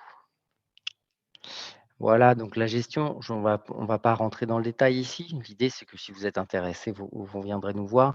L'idée, c'est de rendre cet outil, donc dont vous voyez des quelques captures écran, il est absolument 100% gratuit parce qu'on s'est dit que, il était nécessaire à tout le monde. Donc, que vous passiez par nous ou pas par nous, vous pouvez utiliser cet outil 100% gratuit. Ça vous permettra d'avoir une meilleure gestion de vos palettes. Donc, ça veut dire, j'étais d'accord avec un des intervenants, pas de préserver la forêt, mais de réduire au maximum votre consommation de palettes et la rendre la plus frugale possible, puisque comme vous avez une vision de vos comptes palettes, ben, euh, vous n'allez pas acheter à la dernière minute des palettes ou essayer d'en rapatrier, ce qui va vous coûter très cher ou générer de la consommation de palettes neuves en plus qui aurait pu être évitée. Donc voilà, ça c'est la gestion et Léa, je vais vous passer à la suite. Donc ça, c'est la partie gratuite de l'outil. Et ensuite, la relocalisation, bah, elle est très simple. Comment on fait pour réduire au maximum le nombre de kilomètres? Ça, c'était vraiment notre point. Pour vous donner une idée, toute l'entreprise, tous les salariés reçoivent un bonus sur le nombre de kilogrammes de tonnes de CO2 que nous avons réussi à économiser à l'année. Donc, l'entreprise et les salariés reçoivent un bonus par rapport à ce qu'on a réussi à faire pour réduire l'impact de l'ensemble de nos utilisateurs sur les émissions de CO2. Habituellement, ce que vous faites, c'est que si vous êtes en Andros, vous allez livrer l'entrepôt régional Carrefour, vous attendez à ce qu'il vous restitue les palettes et vous allez devoir donc, il va devoir faire quelques centaines de kilomètres autour pour vous rapatrier vos palettes. Avec Magic Pallet, ce que vous allez faire, c'est que quand vous êtes en Andros, ce que vous allez faire, c'est que vous allez bien envoyer ces palettes avec vos compotes dessus à l'entrepôt régional Carrefour. Mais en échange, ce que va faire Carrefour, c'est que dans votre région, du côté de Nantes ou de Normandie, Andros, je crois que c'est du côté de la Normandie, eh bien, c'est les entrepôts locaux ou les magasins Carrefour attenants qui sont proches de vous, de l'usine, qui vont restituer les palettes. Et donc, le compte palette va se faire par échange. Et donc, au lieu de faire ces 500 et quelques ou ces 300, 400, ou dans certains cas, pour certains de nos clients, on fait des économies de 1000 à 1200 km quand ils traversent complètement la France et qui sont reculés dans le coin basque, par exemple, dans le Pays basque. Eh bien, ils vont faire que 10, 20, 30 km parce qu'ils vont aller chercher des palettes chez les autres utilisateurs Magic Palette les plus proches. L'idée, c'était vraiment de tuer ce trajet retour qui est inutile et qui est un non-sens écologique et économique de plus en plus aussi, évidemment. Voilà, ça c'est pour la relocalisation. Ensuite, voilà, là vous allez, donc vous avez une carte, vous allez voir les annonces un peu comme si vous étiez sur le Bon Coin, que vous vous dites: «Bon, je vais regarder, dans mon coin, dans ma région, qu'est-ce qui est disponible en termes de palettes?» Et vous allez avoir les annonces de palettes en fonction que vous allez pouvoir filtrer en fonction de leur qualité. Est-ce qu'elles sont mécanisables ou pas? Est-ce que c'est de la seconde main? Est-ce que vous voulez en acheter? Parce que les gens, certaines personnes mettent une partie de leur stock à l'achat de temps en temps. Voilà, donc tout ça est possible. Et ensuite, une fois que vous êtes dans l'échange, et bien après, vous avez un système de chat un peu pour vous accorder sur un système de chat codifié sur lequel vous allez vous accorder sur la date, etc., tous les détails opérationnels. Je passe à la suivante, Léa, s'il vous plaît. Évidemment, on va essayer par tous les moyens de réduire le nombre de saisies. Donc, si vous avez un TMS, un WMS ou que vous avez un système de CMR électronique, eh bien, on va pouvoir se brancher dessus. Alors, pour les systèmes les plus anciens, c'est de l'EDI, mais sinon, nous, ce qu'on a mis en place, c'est une API. Donc, c'est une interface. Si vous souhaitez API, c'est une interface qui permet de connecter n'importe quel outil. Ça demande un peu de développement en général, mais c'est quelque chose que l'on fait sur le tas et que tous les logiciels maintenant, c'est le logiciel CRM ou autre dans vos entreprises ont. Donc voilà, ça c'est la fin de la double saisie de ce point de vue-là, mais aussi quand vous êtes en collaboratif, eh bien, si vous êtes avec l'un de vos collègues, un de vos confrères transporteurs, par exemple, vous pouvez vous accorder à ce que ça soit le transporteur qui s'occupe de la saisie des palettes et vous, à l'arrivée, quand vous réceptionnez ces palettes, vous ne faites que valider le mouvement en vérifiant que le nombre de palettes et la qualité est bien celle qui a été déclarée. Ou vous pouvez être celui qui saisit et le transporteur n'a qu'à valider. Voilà, ce qui permet d'avoir qu'une seule saisie et d'être d'accord systématiquement sur l'ensemble des mouvements, donc de réduire évidemment les litiges et de ne pas avoir ces problèmes conflictuels lors de vos réunions soit mensuelles ou soit trimestrielles, c'est en fonction des entreprises. Ensuite, Léa. Comme je vous l'ai dit, donc la gestion est 100% gratuite. Si vous voulez nous utiliser que pour la partie gratuite, soyez le bienvenu. Et pour la relocalisation de palettes, on a un système à la consommation, c'est-à-dire que on fonctionne par palier. Vous verrez sur notre site, il y a une petite réglette. Vous pouvez vous amuser à faire bouger en fonction de votre volume de palettes relocalisées par mois. Donc, si vous êtes à 3500 palettes ou 3800 palettes dans le mois, eh bien, la facturation va être à 0,30 de la palette. Si vous faites moins de 1000 palettes dans le mois ou moins de 600, moins d'un complet par mois, eh bien, là, vous allez être à 0,70 de la palette. Et ce qui veut dire que comme vous n'avez pas d'abonnement, si vous êtes c'est là qu'on rend accessible à tout le monde. C'est que la petite PME qui a une activité saisonnière peut à certains moments nous utiliser et certains mois ne pas nous utiliser du tout ou de manière très ponctuelle et ne n'être facturé qu'à l'utilisation évidemment. Et pour les gros utilisateurs comme Carrefour, Leroy Merlin ou Castorama, je ne sais, parmi nos clients, eh bien, eux, en général, ont mis en place un contrat sur un volume et une utilisation sur une durée et donc sur quelque chose de moins de 0,30 par palette. Mais ça, c'est quelque chose après on rentre vraiment dans des très gros volumes. L'idée, c'est peut-être de se rendre accessible à tout le monde pour que tout le monde puisse réduire son impact CO2. La suite. Voilà, donc on a en fait, on a une roadmap, comme on est un logiciel, comme on est basé sur un logiciel, on a une roadmap assez étendue. Donc on a des fonctionnalités qui sortent régulièrement. L'idée, je ne veux pas vous entre guillemets, «vous bassiner» avec ce qui va sortir, rentrez en contact ou suivez-nous, pour voir l'actualité de ce qui se fera. L'objectif, c'est de rendre votre utilisation de la palette et des autres supports, de plus en plus facile. On fait de la relocalisation de palettes, mais on s'ouvre aux autres supports là dans 2 semaines. Donc, de nombreux supports vont pouvoir être disponibles, des emballages reverse vont pouvoir être, également, relocalisés, ce qui va vous permettre, de multiplier vos économies, en termes d'impact de réduction des émissions de CO2, autant que sur la partie économique, bien sûr, en termes de carburant. Et je vais en rester là, je pense, il n'y a pas besoin d'aller plus loin. Merci Gaël. Merci beaucoup, Gaël. Est-ce qu'il y a des questions pour Gaël sur la solution Magic Palette avant qu'on passe à la présentation de PFM Palbanque? Est-ce que vous avez des questions? Je n'en vois pas sur le chat, c'est plutôt des questions génériques sur le chat, donc je les prendrai tout à l'heure en fin de présentation de tous les systèmes. Je vais juste préciser que effectivement, alors comme on a été reconnu comme, je crois, d'autres utilisateurs, autres confrères ici, par Fred21. Donc, toutes les économies que vous faites peuvent être directement implémentées sur votre déclaration Fred21 immédiatement. On a reçu différents prix. On a aussi été labellisé Solar Impulse Foundation. Et on essaie d'emmener avec nous nos clients vers quelque chose de plus positif, d'avoir une action engagée. Donc, par exemple, dernièrement, que ce soit Castorama, le groupe Kingfisher. Alors, on plante des arbres, mais l'idée, c'est de ne pas planter des arbres un peu n'importe comment. L'idée, c'était d'aller. Donc, on a choisi une association qui est adossée au CNRS et on développe l'agroforesterie. Et donc, on emmène nos clients, ils ne font pas juste un chèque, on emmène nos clients et on va avec eux planter des arbres ou soigner les arbres, etc., aux fonctions dans les différentes. Et c'est un moyen aussi d'aller toucher la réalité des choses. Et c'est quelque chose sur lequel on est plutôt content d'emmener nos clients. Très bien. Merci Gaël. Écoutez, s'il n'y a pas de questions, on est pile poil dans le timing.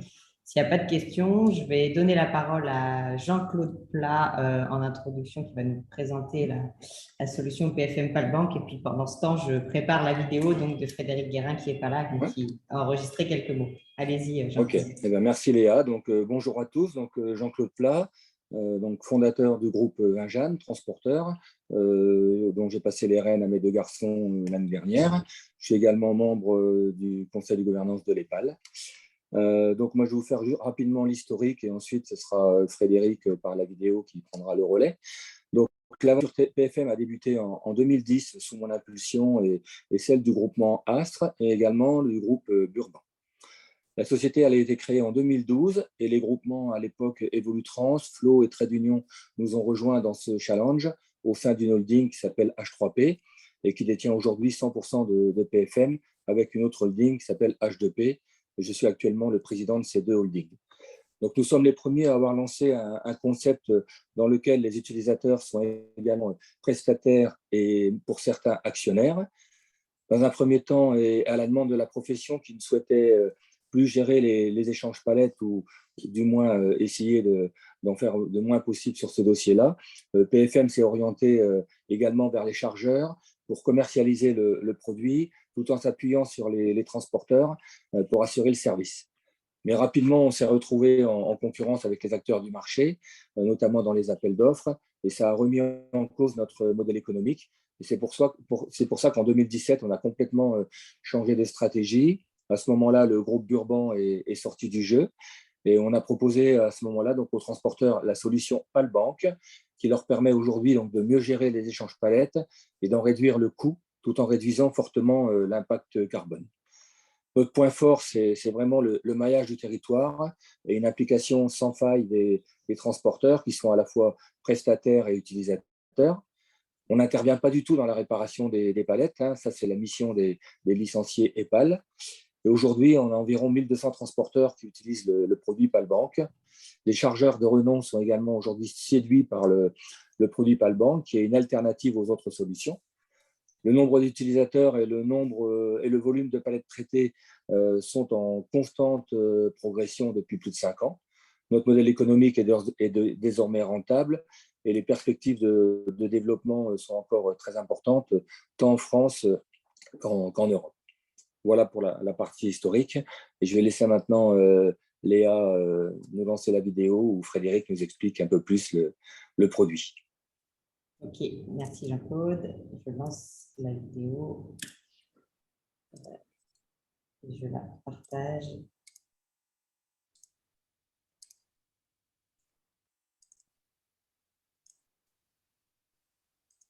Bonjour à tous, donc Frédéric Guérin, directeur général de la société PFM Solutions pour les services Palbank. Je vais vous faire suivre un film donc déjà d'introduction pour vous présenter de façon générale nos services. Pas beaucoup de son. Pardon? On n'entend pas beaucoup. Ah, vous n'entendez pas beaucoup. Pardon, je peux refaire. C'est l'avantage de l'enregistrement, on peut recommencer. Bonjour à tous, donc Frédéric Guérin, directeur général de la société PFM Solutions donc pour les services Palbank. Je vais vous faire suivre un film donc déjà d'introduction pour vous présenter de façon générale nos services. Et puis après, j'évoquerai un peu plus en détail donc, notre solution. Je partage.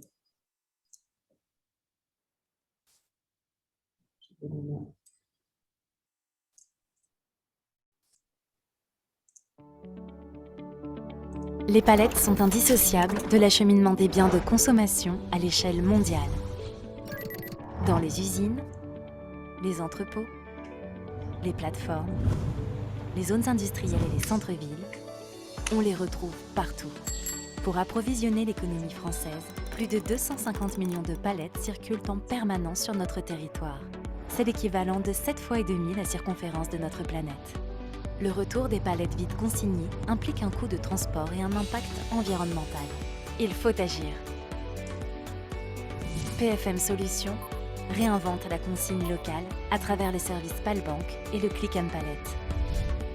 Les palettes vides sont déposées dans un point de service de proximité et réinjectées au plus près des chargeurs. Palbank comptabilise et compense virtuellement les mouvements de palettes en temps réel entre transporteurs. Rien de plus simple. Concrètement, depuis 2014, nous avons triplé les points de service et divisé par 2 les kilomètres à vide parcourus par les palettes. Aujourd'hui, le réseau PFM, c'est plus de 350 points de service en France et au Benelux, avec en moyenne un dépôt tous les 19 km. Résultat réel, moins d'émanation de CO2 et diminution de l'empreinte carbone. Avec ces kilomètres non parcourus, on agit significativement sur la réduction des coûts. Face à la pénurie des palettes et l'augmentation de leur prix, PFM Solutions propose un modèle économique circulaire vertueux. Un engagement durable qui doit son efficacité à son réseau coopératif de transporteurs et de chargeurs engagés. Et ce n'est pas fini. Rejoignez-nous.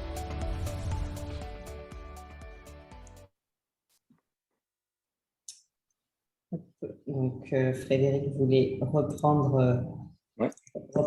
la parole. Donc, je partage cette nouvelle vidéo.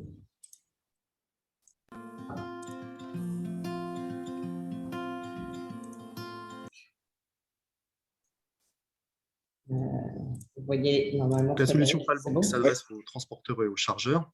Elle est sans abonnement et sans obligation de volume. C'est basé sur un système bancaire, débit-crédit, avec des qualités de palette Europe échange, comme de la palette échange transporteur, et de la qualité supérieure, ce qu'on appelle mécanisable. L'objectif étant pour les transporteurs de se libérer et de récupérer ces palettes au plus près de leurs besoins pour leurs clients ensuite. Pour cela, Palbank s'appuie sur un réseau de 360 points de service en France, en Belgique et au Luxembourg, avec une projection peut-être dans l'avenir sur des pays encore limitrophes comme l'Espagne, les Pays-Bas, la Suisse, et plus si possible. Aujourd'hui, ces points de service sont pour la plupart des transporteurs, mais aussi des reconditionneurs. Ça représente à peu près 5% de nos points de service, un peu basés un peu partout en France, comme le groupe Burban, le groupe Enviris, mais aussi des indépendants. Voilà. Opérationnellement parlant, donc, le transporteur a plusieurs possibilités pour créditer son compte. La première, à travers son conducteur, une fois qu'il a récupéré ses palettes chez son destinataire, il va pouvoir aller déposer ces mêmes palettes donc, dans un point de service assez proche de son destinataire pour se libérer et donc créditer son compte Palbank. La deuxième solution, c'est de pouvoir nous envoyer des bons palettes si son conducteur n'a pas pu récupérer les palettes physiquement et grâce à ça, nous les envoyer, donc soit en partiel, soit par complet, pour qu'on puisse nous les faire récupérer par notre réseau et les remettre à disposition de ces derniers aussi. Une fois que le compte Palbank a été crédité, l'exploitant peut alors rendre ses palettes à son chargeur à travers ce qu'on appelle un compense-pal, un virement bancaire palette, puisque le chargeur possède lui aussi un compte Palbank, donc de compte à compte. On fait un jeu d'écriture où le compte du transporteur est débité et le compte du chargeur crédité. Et c'est là où donc, le chargeur, lui, aura ensuite deux possibilités pour pouvoir récupérer ses palettes. Soit il nous demande de les livrer chez lui en qualité échange standard, ou soit il nous demande de les livrer, pourquoi pas, chez un reconditionneur avec qui il a l'habitude de travailler pour trier et réparer ses palettes et ensuite se faire livrer à la qualité attendue.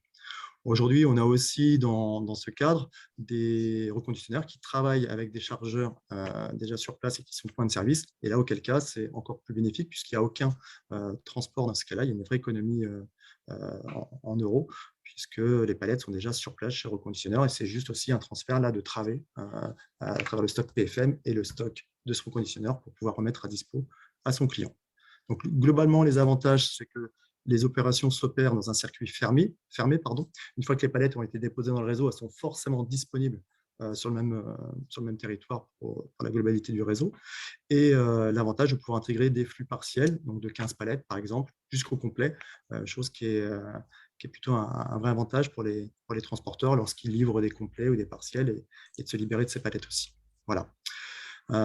Pour finir, je vous propose de voir un témoignage donc, de notre client Leroy Merlin qui, depuis quelques années, s'appuie sur notre solution et il trouve un réel intérêt. Voilà. Merci beaucoup.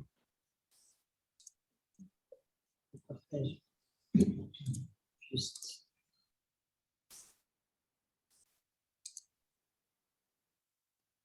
La vidéo, c'est bon? Oui.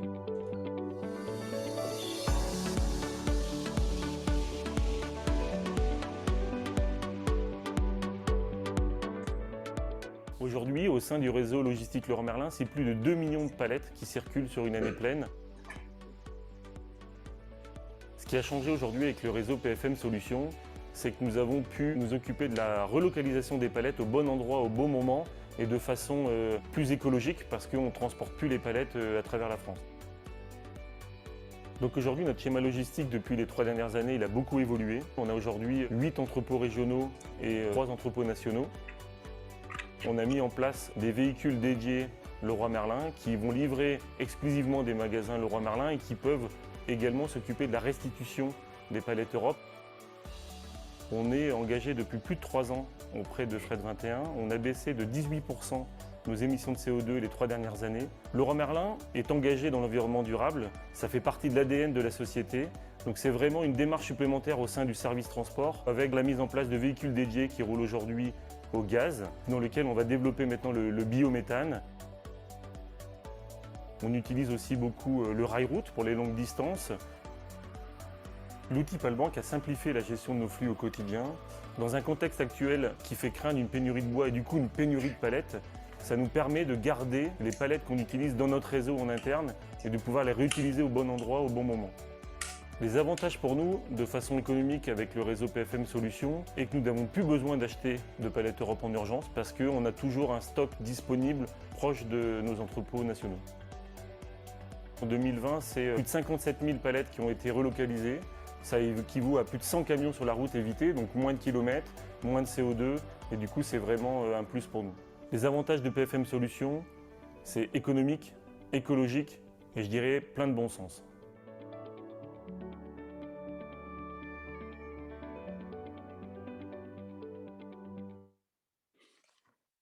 Ok, merci, merci Léa. Donc, bon, c'est un petit peu décousu parce que Frédéric n'était pas en présentiel. Donc, bon, dans tous les cas, je suis là pour répondre aux questions des uns et des autres, s'il y en a. Merci Jean-Claude. Est-ce qu'il y a des questions plus précisément sur cette solution PFM PALBank? Non, pas particulièrement. Donc, en attendant, je vous propose d'ouvrir la partie questions plutôt génériques, hein, puis vous pouvez revenir sur des questions, pour chacun des intervenants. Il y avait juste là déjà 2 questions dans le chat. Il y avait une première question qui était sur les différents systèmes présentés. Qui est responsable de la gestion des non-conformités qualité? Qui assure la responsabilité qualité? Voilà. Je vous laisse répondre. Qui veut en premier? Il n'y a pas d'ordre. Moi, je peux répondre au niveau de PFM PALBank. Nous, les points de service ont comme instruction de vérifier que les palettes qui arrivent sont bien conformes à ce qu'on appelle la qualité échange transporteur, c'est-à-dire un mixte de palettes. Il peut y en avoir quelques-unes de cassées, mais il ne faut pas que ça dépasse les normes acceptables. Donc, il peut y avoir quelques palettes abîmées qui nécessitent réparation. Mais voilà, c'est un mix de neuves, un peu de palettes abîmées, de la grise. Donc, et si à la réception, on s'aperçoit que les normes ne sont pas respectées, il y a des palettes qui vont être écartées et qui ne seront pas prises en compte. Voilà comment on fonctionne de notre côté. On ne créditera sur le compte du transporteur que les palettes, s'il en amène 33 et que sur 33, le taux de casse est supérieur à notre norme, on ne lui comptabilisera pas celle qui dépasse le taux normal. Voilà. Merci Jean-Claude. Est-ce que d'autres éléments de réponse pour les autres intervenants?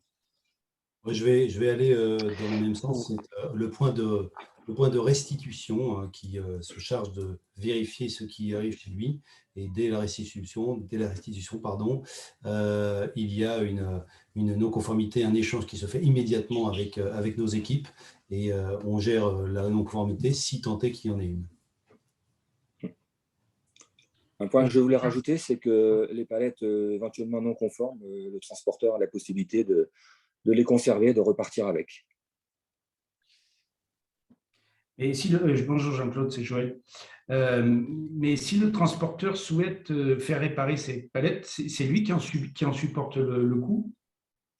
Oui, ensuite, nous, on va les… Alors, soit il les récupère et il en fait son affaire, soit nous, on va les considérer comme non conformes et on lui proposera de lui racheter. Et quand on en a un volume suffisant, on va les faire réparer chez des reconditionneurs. Est-ce que, je ne sais pas, Thierry, Gaël, Eric, vous voulez réagir aussi? Oui, alors je crois que Thierry a dit qu'il partait. En fait, non, il est là, Thierry. C'était un autre Thierry. Ah, d'accord. C'est pas grave. D'accord. Thierry, d'autres Thierry, pardon. En fait, c'est les utilisateurs, en fait, lorsqu'ils reçoivent les palettes, le responsable emballage, en général, c'est lui qui va s'en occuper, va regarder, va voir si par rapport au déclaratif, les palettes, s'il y a des palettes cassées. Et dans ce cas-là, il les consignera. Il pourra donc faire une réclamation sur son mouvement, sur l'interface. Il peut rajouter une photo à l'appui en pièce jointe. Et il pourra ainsi, et donc ensuite, ce qui permet au passage d'avoir immédiatement, de mettre à jour on va dire sa balance et de mettre ses comptabilités palettes avec ses partenaires et pas de le faire en fin de mois ou tous les trimestres. Et ensuite, effectivement, faut considérer Magic Palette comme une plateforme, une interface avec les autres, une plateforme avec les d'autres prestataires. Et donc, on va pouvoir les mettre en relation, la personne qui reçoit ces palettes qui, au final, sont cassées vers un réparateur de palettes afin de pouvoir les remettre en état et ensuite pouvoir les utiliser à son propre usage ou pour de la livraison, de l'expédition. Voilà, tout simplement. Merci Gaël. Côté Opaline, Léa, moi je veux bien répondre aussi. Comme tu l'as compris, nous on est vraiment l'épine dorsale de la data. En fait, on interface l'ensemble des partenaires qui mouvementent de la palette.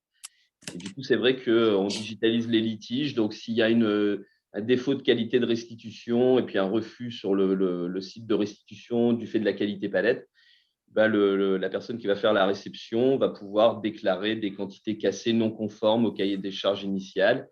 Et puis, ça va faire l'objet d'une information partagée en commun pour réconcilier ce litige, éventuellement déduire du compte les palettes cassées si c'est un accord qui est prévu entre les deux partenaires. Ok. Merci Thierry. S'il n'y a pas d'autres réactions sur les réponses, je ne sais pas, Eric, tu dis si tu veux compléter.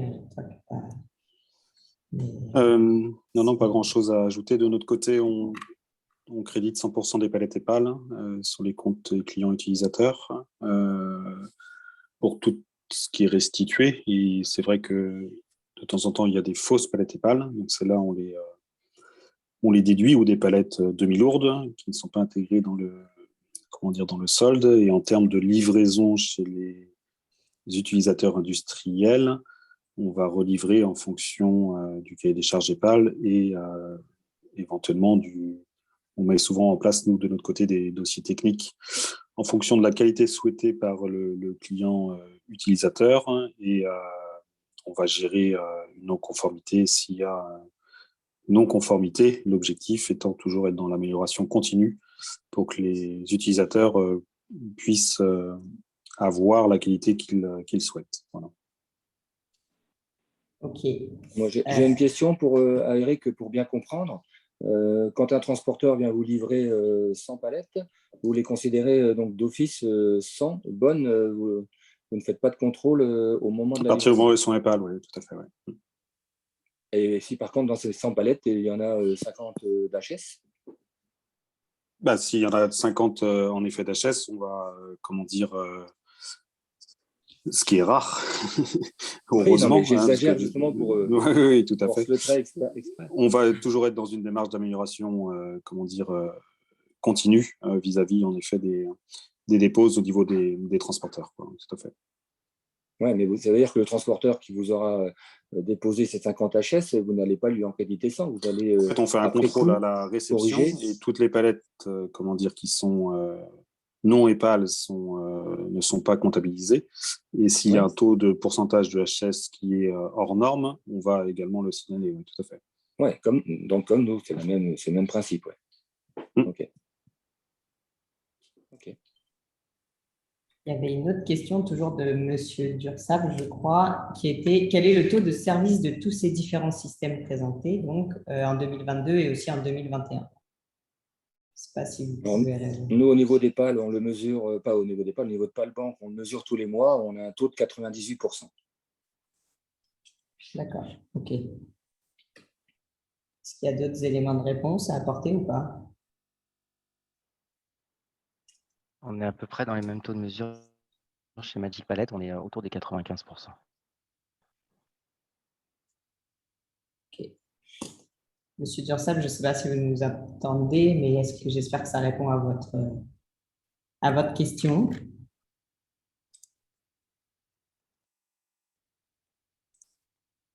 Après, tout dépend de ce que l'on mesure. C'est-à-dire, peut-être en précisant un peu. Chez PALBank, nous, on mesure que les points de service font le travail correctement, c'est-à-dire que quand un transporteur vient déposer, les gens sont satisfaits et que le service est rendu. On s'assure que quand un transporteur doit aller faire de la restitution, c'est bien fait dans les délais imposés. Quand il doit faire de la récupération, que c'est fait dans les délais impartis.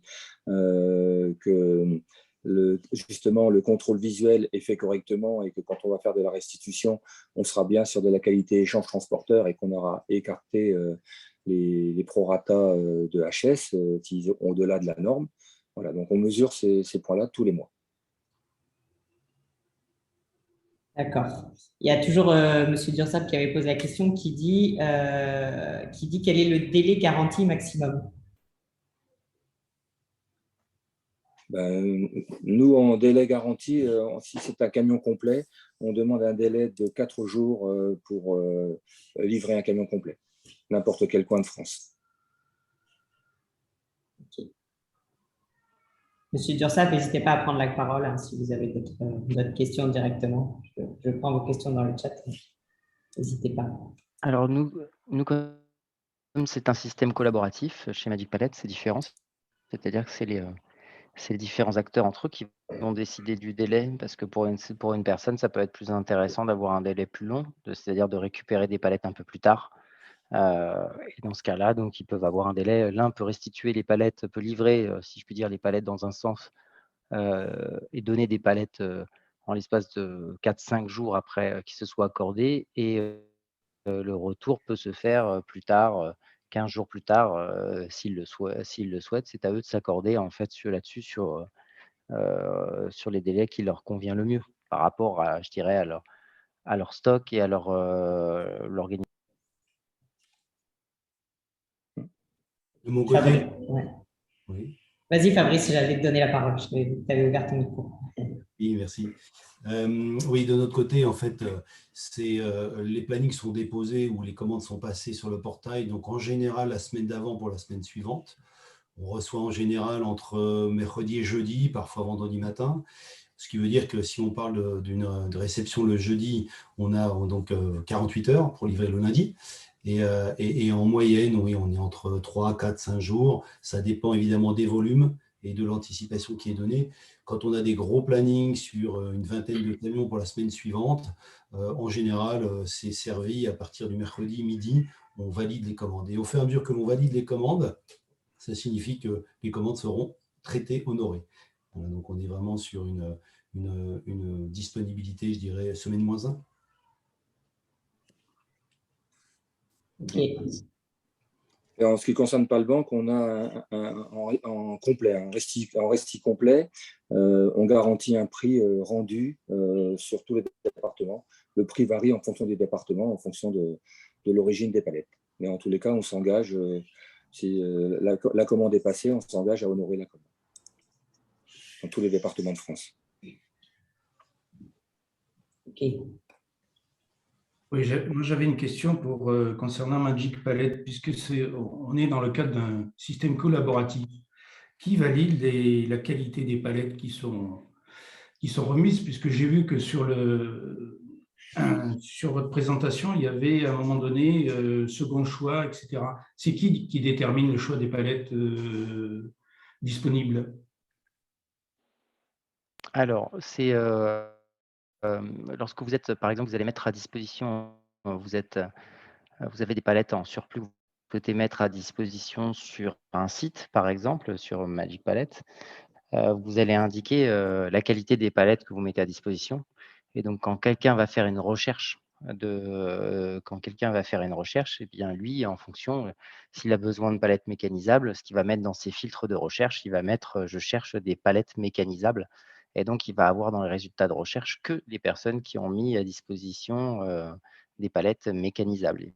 Si vous voulez du premier choix, si vous voulez du neuf, si vous voulez de l'achat, vous filtrez vos recherches en fonction de ça, de la même manière que vous souhaiteriez sur n'importe quel site, vous vous dites je cherche un vélo, mais je cherche un vélo de la marque Decathlon Between et pas autre chose. Tout simplement. Et il n'y a jamais de litige? Alors, les litiges, ça va être. Qu'est-ce que vous parlez de litige sur la vérification quand je reçois des palettes, Voilà, je recherche de la je souhaitais des premium. mécanisables Voilà, et je me oui. retrouve avec de la non mécanisable, par exemple. Et je reçois de la grise.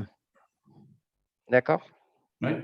Eh bien, dans ce cas-là, si, bien sûr, il y a en fait, c'est de la même manière que ce que j'expliquais tout à l'heure. En fait, au moment de la réception, la personne, donc l'utilisateur qui réceptionne, en général, comme je disais, c'est son responsable emballage qui va vérifier. Et lui, il sait ce qu'il a demandé. Et donc, il va pouvoir créer un litige, en fait, une contestation sur l'interface Magic Palette en prenant une des photos à l'appui et en renvoyant à l'autre utilisateur avec qui il a procédé à l'échange. Et ensuite, la régularisation va se faire entre eux, tout simplement. Ok. Et ensuite, en fonction de la régularisation, vous pourrez mettre à jour votre comptabilité palette une fois la contestation réglée, tout simplement. D'accord. Merci. Mais si l'autre en face ne veut rien entendre et considère qu'il a bien respecté son engagement. Ça, c'est comme dans tout système avec n'importe quel prestataire. Ça reste, quand il y a de la mauvaise foi, on rentre dans une autre dynamique. On l'a tous déjà vécu, je pense.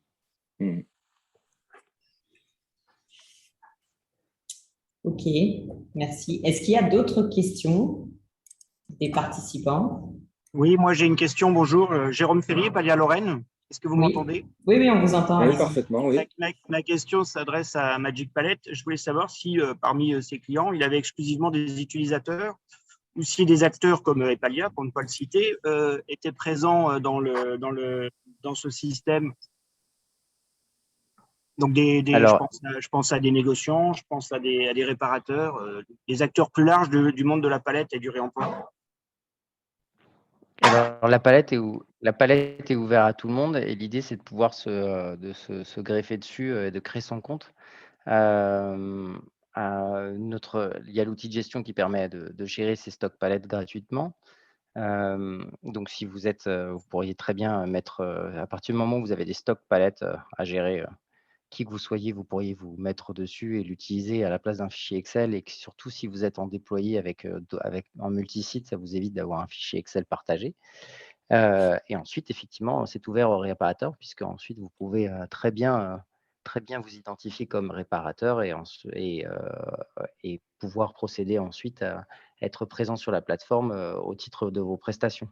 L'idée, malgré tout, c'est de pouvoir effectivement avoir, comme je vous le disais, une offre la plus large possible. Et donc, si vous êtes réparateur, de pouvoir vous agréger dessus pour ensuite pouvoir faire bénéficier vos services aux différentes personnes qui sont aux différents utilisateurs sur la plateforme. Et merci pour votre réponse. Je vous ai entendu dire tout à l'heure que parfois, il y avait des lots de palettes à vendre.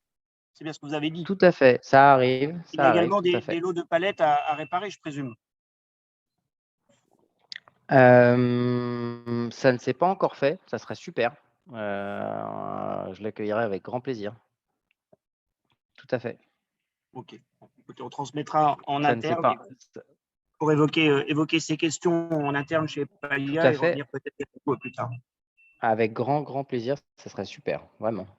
Tout ce qui va dans le sens de la réutilisation et la réexploitation au maximum de la ressource, pour ne pas jeter, nous fera le plus grand plaisir chez nous. Vous me confirmez qu'aujourd'hui, vous n'avez personne au niveau de ce maillon-là, ce maillon qui pourrait être manquant, c'est bien ça?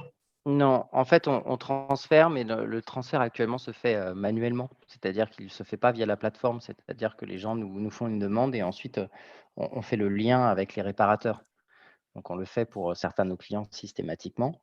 Mais ça serait bien qu'il y ait une possibilité sur le site d'avoir des personnes qui puissent s'en passer par nous parce que la plateforme grossit, le nombre d'utilisateurs grossit. Et puis après, on va avoir le multi-support arrive, donc qu'on l'on puisse proposer ce service au plus grand nombre, de manière automatique, je dirais. Okay. Je vous remercie pour votre réponse. Effectivement, je pense que c'est nécessairement un besoin qui va se faire ressentir de plus en plus fréquemment. De plus en plus, effectivement. Ok, merci. Merci. Il y avait une dernière question. C'est vrai que dans les références que vous avez tous présentées chacun, il y avait beaucoup de clients de la grande distribution. Est-ce que il y a aussi des clients en dehors de ceux de la grande distribution et quel est éventuellement le pourcentage de répartition de vos clients en dehors de la grande distribution? C'est pas moi qui pose la question, c'est une question du chat. Moi, je peux répondre, Léa, si tu veux bien. Oui, Thierry. Oui, vas-y, Thierry. Vas-y. Opaline, on adresse les industriels de tout horizon, ainsi que les distributeurs. Aujourd'hui, c'est vrai que le flux distributeur, il est important en volume. Donc, dès l'instant où on a un distributeur, ça représente une part importante des volumes de transactions. En revanche, on a une majorité aujourd'hui dans les 600 utilisateurs quotidiens d'Opaline, on a une majorité d'industriels de tout ordre sur des activités diverses, avec quand même un ancrage sur l'agroalimentaire. Et puis, là, quand on boucle la boucle, comme je vous le disais, Opaline, ça agrège les données de l'industriel, transporteur, distributeur. De plus en plus, on a des distributeurs aujourd'hui qui s'intéressent au flux amont et qui, via Opaline, s'interfacent avec les fournisseurs, avec leurs propres fournisseurs pour gérer aussi les emballages. Donc, on a vraiment, par le biais du distributeur, parfois, la possibilité d'agréger la data de ses propres fournisseurs. Donc, on élargit vraiment la base des utilisateurs. Okay. Je ne sais pas si Fabrice, tu veux répondre. Oui, j'attendais la fin de l'intervention. Donc, pour ce qui est de notre part, je ne sais pas qui, on est allé aux alentours de 50% qui sont des transporteurs. Donc, le monde du frigo est très représenté. On n'a pas parlé de STEF, de STG, etc. Parce que c'est là où la palette Europe est vraiment très, très présente et utilisée, à l'inverse d'autres secteurs où la palette loueur est plutôt présente. Allez, on peut dire une trentaine de pourcents qui sont des chargeurs et le reste en retailer. Je voudrais juste apporter 2-3 précisions. Quand on parle des transporteurs, finalement, on ne fait que livrer des industriels, puisqu'on va livrer du Lindt, on va livrer on va livrer tout un tas d'industriels qui ont confié leur transport, le plan de transport marchandises aux transporteurs. Et donc, par la force des choses, on est le prestataire du transporteur pour relivrer la palette triée blanche sur les sites industriels. Et pour la partie retail, donc les grands distributeurs, donc on a la grande surface spécialisée, on a parlé comme Decathlon, comme Leroy Merlin, etc. Donc là, on est sur de l'activité qui est plutôt directe avec eux, donc en tant que client. Pour les autres grands distributeurs, la grande distribution un peu plus FMCG, on va dire, c'est plus l'activité aussi de contact et de restitution sur les plateformes de la grande distribution et un développement du bon palette. Donc, ils sont à la fois point de collecte, si je devais prendre un petit peu un jargon interne, et clients, utilisateurs ou utilisateurs pour la palette directement et ou pour le bon palette qui les intéresse. En ce qui concerne Palbank, 80% de nos volumes sont générés par les transporteurs, les 20% restants par des chargeurs. C'est un pourcentage qui progresse de mois en mois. Et les chargeurs proviennent de divers horizons, industrie du papier, industrie dans les matériaux, dans des farines et également de la grande distribution. Donc, c'est assez hétérogène aujourd'hui et c'est une part qui est en croissance.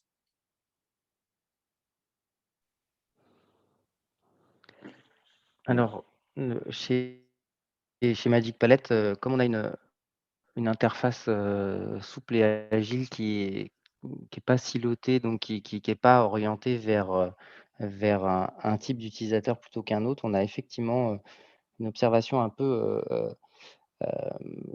qui est un peu le résumé des 3 interventions précédentes. Effectivement, je rejoins complètement Paki. On a des transporteurs type la STEF, STG, qui sont sur la partie frigo. Et effectivement, il y a beaucoup de palettes utilisées dans cette partie du transport. On est heureux d'accueillir aussi d'autres transporteurs qui sont de moindre envergure que ces derniers. Donc, que ça soit des régionaux ou des nationaux, mais avec des flottes moins conséquentes, les toiles routières ou autres.